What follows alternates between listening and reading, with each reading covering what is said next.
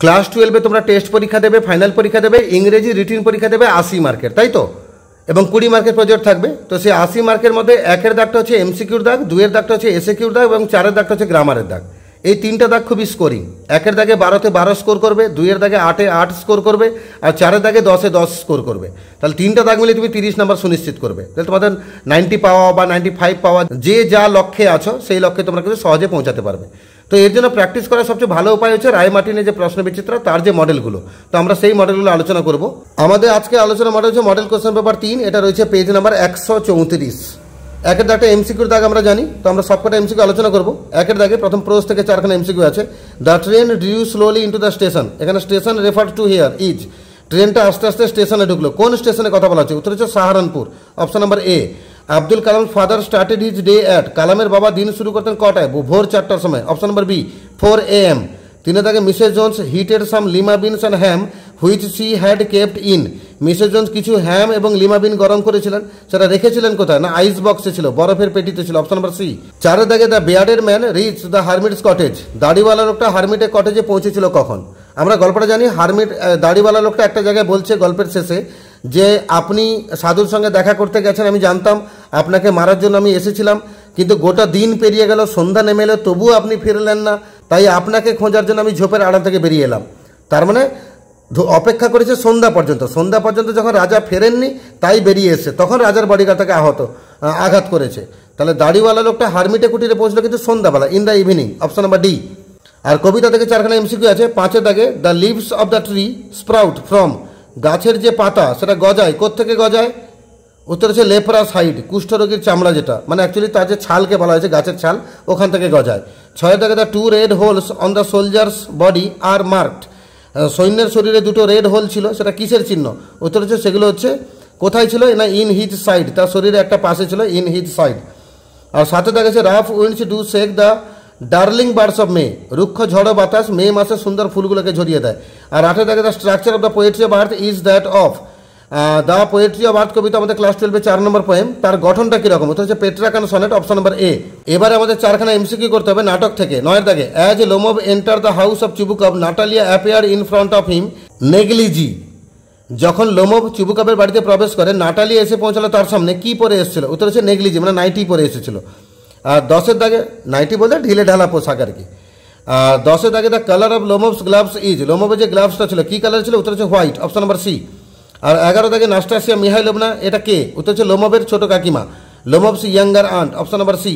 আর 12 দাগে I can make you a present of them myself, আমি আপনাকে সেটা উপহার নিজে দিতে পারবো। এখানে প্রেজেন্ট বলতে কোনটা? ওই অক্সেন মিডোজের কথা বলা হচ্ছে, অপশন নাম্বার বি। এবারে আমরা এসএকিউতে যাব। আমরা জানি প্রথম প্রোজ থেকে 8খানা এসএকিউ দেওয়া থাকবে, 4খানা করতে হবে। আমরা সবকটা উত্তরই আলোচনা করব। 1-এর দাগে who was the high priest of Rameswaram temple, রামেশ্বরমের যে মন্দিরটা তার প্রধান পুরোহিত কে ছিল? উত্তর হচ্ছে পক্ষী লক্ষ্মণ শাস্ত্রী, তাই আমরা উত্তরে লিখবো দ্য হাই প্রিস্ট ওয়াজ পক্ষী লক্ষ্মণ শাস্ত্রী। 2-এর দাগে why did Roger try to snatch the pocket book of Mrs Jones, Roger Mrs জোন্সের পকেট বুকটা ছিনতাই করার চেষ্টা করেছিল কেন? Roger try to snatch the pocket book because he wanted to buy a pair of blue suede shoes, Roger pocket book ছিনতাইয়ের চেষ্টা করেছিল কারণ সে এক জোড়া নীল রঙের জুতো কিনতে চাইছিল। 3-এর দাগে whom did the bearded man come upon when he came out from his ambush, ওই দাড়িওয়ালা লোকটা যখন তার লুকানো জায়গা থেকে বাইরে বেরিয়ে এসেছিল কার সাথে সাক্ষাৎ হয়ে গেছিল? রাজার বডিগার্ডদের সাথে।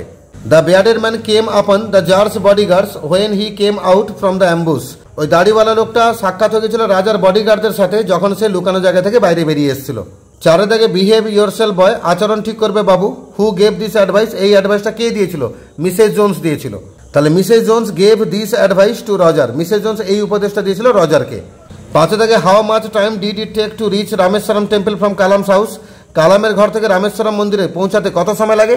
10 মিনিট লাগে। তাহলে it took 10 minutes to reach the temple from Kalam's house. 6-এর দাগে thank goodness it is a short journey, তো where did the journey end, ভগবানকে ধন্যবাদ যে জার্নিটা ছোট ছিল, তো জার্নিটা শেষ হলো কোথায়? না সাহারানপুরে গিয়ে, যেখানে মেয়েটা নেমে গেল। তা 6-এর দাগে the journey ended at Saharanpur. আর 7-এর দাগে what answer does the hermit give to the second question, রাজার দ্বিতীয় প্রশ্নের উত্তরে হারমিট কি উত্তর দিয়েছিল? রাজার দ্বিতীয় প্রশ্ন কি ছিল? কোন লোকটা গুরুত্বপূর্ণ? তার উত্তরে হারমিট বলেছিল the hermit said that the most important man is the person who is in front, hermit বলেছিলেন সবচেয়ে গুরুত্বপূর্ণ ব্যক্তি হচ্ছে সেই লোকটা যে সামনে রয়েছে। আর 8-এর দাগে what according to the narrator is the best time to visit Mussoorie, বক্তার মতে মুসৌরি ঘুরতে যাওয়ার সবচেয়ে ভালো সময় কোনটা? উত্তর হচ্ছে according to the narrator October is the best time for Mussoorie. বক্তার মতে অক্টোবর হচ্ছে সবচেয়ে ভালো সময় মুসৌরি ঘুরতে যাওয়ার জন্য। এবারে পোয়েম থেকে কিছু এসিকিউ দেওয়া আছে। 9 দেখে what does the tree feed আপন? গাছ খাদ্য গ্রহণ করে কোথা থেকে বা কি খাদ্য গ্রহণ করে? উত্তর হচ্ছে the tree feeds upon the crust of the earth. গাছ খাদ্য গ্রহণ করে মাটির উপরিতল থেকে বা উপরের স্তর থেকে। 10 দেখে হোয়ার does the slow stream flow? সেই ধীর গতিতে নদী প্রবাহিত হচ্ছে কোথায়? তার উত্তর হচ্ছে the slow stream flows in the valley. সেই ধীর গতিতে নদী প্রবাহিত হচ্ছে উপত্যকায়। 11 দেখে where will the poet's friend grow even after his death? মৃত্যুর পরেও কবির বন্ধু কিসের মধ্য দিয়ে বাঁচবে বা কোথায় বাঁচবে? The poet's friend will grow in the poet's verse after his death. কবির বন্ধু বাঁচবে কবির কবিতার মধ্যে এমনকি তার মৃত্যুর পরেও। 12 থেকে where does the grasshopper's voice run? গ্রাসহপারের আওয়াজ ছুটে বেড়াবে কোথায়? The voice runs from hedge to hedge and in the new mown meadows. এই আওয়াজটা ছুটে বেড়াবে এক ঝোপ থেকে অন্য ঝোপে এবং নতুন বানানো তৃণভূমিগুলোতে। 13 থেকে and then it is done, তখন এটা সম্পন্ন হয়। What is it refer to here? এখানে ইট বলতে কি বোঝানো হয়েছে?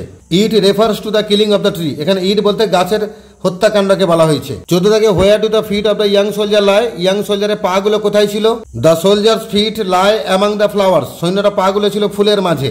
15 থেকে give an example of personification from the poem shall I compare thee to a summer's day? Shall I compare thee to a summer's day এই কবিতায় পার্সনিফিকেশনের একটা উদাহরণ দাও। পার্সনিফিকেশন মানে কি? একটা জড় বস্তুকে ব্যক্তির মতো করে ভাবা হয়েছে। আমরা বলবো death will never brag the poet's friend lives under his shade. This is an example of the personification. মৃত্যু কখনো বড়াই করে বলবে না যে কবির বন্ধু নাকি তার ছায়াতে বাস করে। এটা কিন্তু পার্সনিফিকেশনের উদাহরণ। আর 16 থেকে when does the frost bring a silence? তুষারপাত নীরবতা নিয়ে আসে কখন?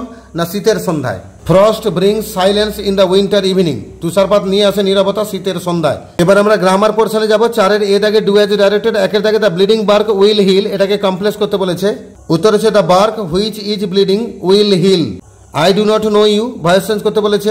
You are not known to me. Do you need somebody to go to the store? asked the boy. Narration change করতে বলেছে। The boy asked if she needed somebody to go to the store. 4 থেকে I normally ate with my mother. Normally K adjective করতে বলেছে। It was normal that I ate with my mother. 5 থেকে all the answers being different the jar agreed with none of them. Split করতে বলেছে। তাহলে all the answers were different একটা বাক্য, the jar agreed with none of them এটা second বাক্য। আর 6 থেকে he received none but common folk.